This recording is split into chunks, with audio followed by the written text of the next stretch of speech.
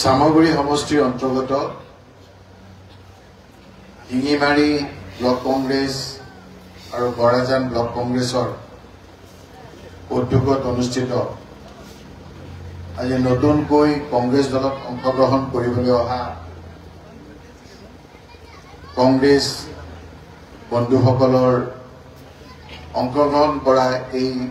সভাৰ সভাপতি ব্লক কংগ্ৰেছ শিঙিমাৰীৰ সভাপতি আবুল কালাম সাহেব আজি মোৰ হৈতে আহিছে অসম প্ৰদেশ কংগ্ৰেছ কমিটিৰ সম্পাদক আমাৰ এই সমষ্টিৰ প্ৰদেশ কংগ্ৰেছৰ গৌৰৱ গগৈ ডাঙৰীয়াৰ প্ৰতিনিধি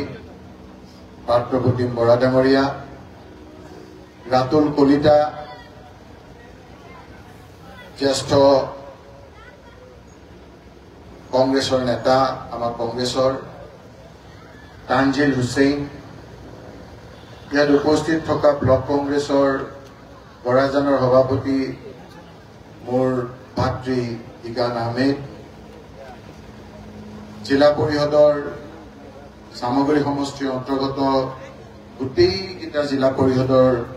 কংগ্ৰেছৰ নিৰ্বাচিত প্ৰতিনিধি বৰাজানৰ আঞ্চলিক পঞ্চায়তৰ নিৰ্বাচিত এপিৰ সভানেত্ৰী ডাঙৰীয়ানী আৰু তেওঁৰ সহযোগীসকল আমাৰ ইয়াত উপস্থিত থকা আঞ্চলিক পঞ্চায়তৰ সদস্যসকল মণ্ডল কংগ্ৰেছৰ সভাপতিসকল যুৱ কংগ্ৰেছ NSCY মহিলা কংগ্ৰেছ সেৱা দলৰ সহকৰ্মী বন্ধুসকল মোৰ ব্লক কংগ্ৰেছৰ প্ৰতিনিধিসকল যুৱ কংগ্ৰেছৰ সভাপতি NSCY সভাপতি মহিলা কংগ্ৰেছ আৰু সেৱা দলৰ অন্যান্য সহযোগীসকল উপস্থিত থকা বয়োজ্যেষ্ঠ লোকসকল যুৱকসকল আৰু আজি সাংবাদিক বন্ধুসকল আৰু আজি অংশগ্ৰহণ কৰিব অহা ব্যক্তিসকল মই ভাবিছিলো যে আমাৰ ভিতৰতে এখন সভা হ'ব কেইজনমান মানুহে কংগ্ৰেছ দলত অংশগ্ৰহণ কৰিব কিন্তু মাত্ৰ এটা দিনৰ ভিতৰত বাহিৰত সুন্দৰকৈ এখন ৰভা দি জয়েন কৰিব অহা লোকসকলক লগত সংগতি ৰাখি যিখন সভা অনুষ্ঠিত কৰিছে এই সভাখনে প্ৰমাণ কৰিছে মানুহৰ মুখবিলাক দেখি যে মানুহবিলাক বহুত অত্যাচাৰত আছে মানুহবিলাক বহুত ভয়কে আছে মানুহবিলাকে ভাবিছে যে কোনদিনা নিৰ্বাচন হয় আৰু কোনদিনা হিমন্ত বিশ্ব শৰ্মা মুখ্যমন্ত্ৰীৰ পৰা আঁতৰে সেইকাৰণে আজি আকৌ সৰু সভাসকলো ফিল্ডত ভাঙি আজি আপোনালোকে ইয়ালৈ আহিছে অকল যে সামগ্ৰীত আহিছে এনে নহয় 3 দিনৰ আগত গৌৰৱ গগৈ ডাঙৰীয়াই উজনি অসমৰ ডিব্ৰুগড় জিলাত আমাৰ কংগ্ৰেছৰ বুথ লেভেল এজেণ্টসকলৰ এখন সভা পাতিছিল বুথ লেভেলৰ এজেণ্টৰ সভাত ইমান মানুহ জীৱনত কেতিয়াও কোনো দেখা নাই হিমন্ত বিশ্ব শৰ্মা ডাঙৰীয়াই গাড়ী দি বিভিন্ন ৰকমে প্ৰলোভন দি ভয় দেখুৱাই অংগনবাদী লোকসকলক আশা কৰ্মীসকলক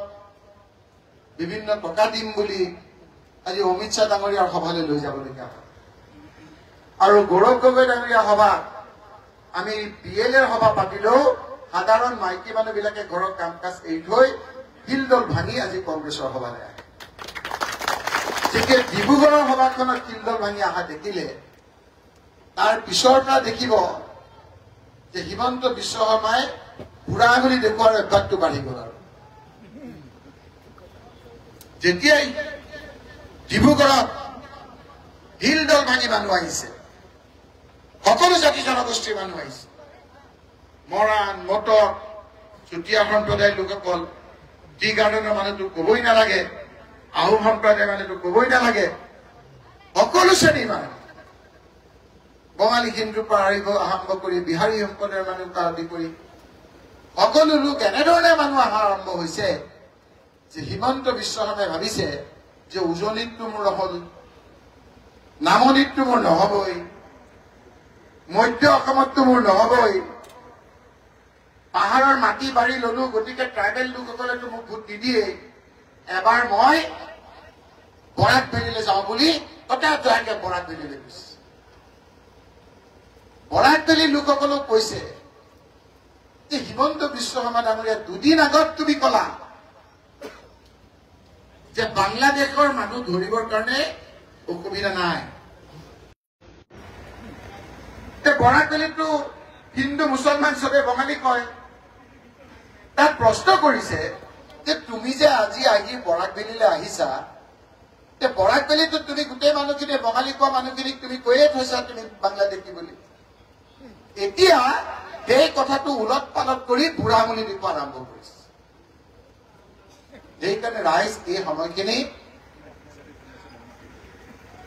সময়খিনি অতি গুৰুত্বপূৰ্ণ। এই সময়খিনিত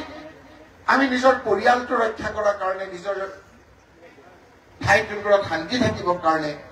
কুচ কাটল দিওঁতে আমি খুব ভালকৈ দিব লাগিব। এই সময়খিনিত যদি আমি একগোট হৈ নাথাকো,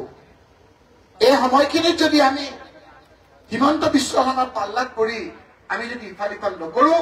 তেতিয়াহ'লে আমাৰ শান্তি হ'ব। আৰু যদি আমি যদি উল্টা পাল্টা কৰো, আকৌ আমাৰ দীঘলীয়া 5 বছৰ অশান্তি। সেইকাৰণে মই ভাল পাইছো যে আজি চামগুৰি সমষ্টিত নতুন নতুন মানুহ, যিখিনি মানুহ আগত কেতিয়াও কংগ্ৰেছত নাছিল, যিখিনি মানুহ আগত কেতিয়াও কংগ্ৰেছক ভোট দি পোৱা নাই, সেই লোকসকলে আজি কংগ্ৰেছত আহিবলৈ বিচাৰিছে। আমি সেইসকলক স্বাগতম জনাইছো, আমি সেইসকলক আদৰণি জনাইছো। আৰু টানজিলে কোৱাৰ দৰে এইটো মাত্ৰ এটা আৰম্ভণি আমাৰ। ইয়াৰ পিছতে আমাৰ মণ্ডল কংগ্ৰেছৰ পৰ্যায়ত এই জইনিংটো আৰম্ভ হ'ব।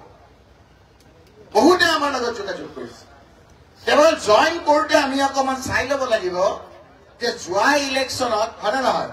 যোৱা ইলেকশ্যনত লগত থাকি বুকুত কামোৰা লোকসকলক অলপ চাই চিতি আমি জইন কৰা।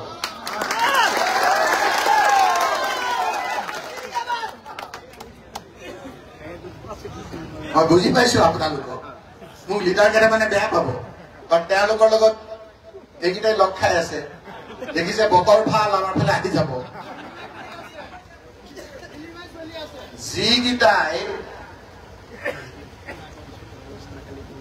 আমাৰ কংগ্ৰেছৰ দিনত বিভিন্ন ধৰণে সা সুবিধা পালে, অকণমান ইফাল ইফাল দেখিয়ে যিদৰে জঁপিয়ালে, ঠিক আছে তোমালোকে বিজেপি কৰিছা, মোৰ আপত্তি নাই।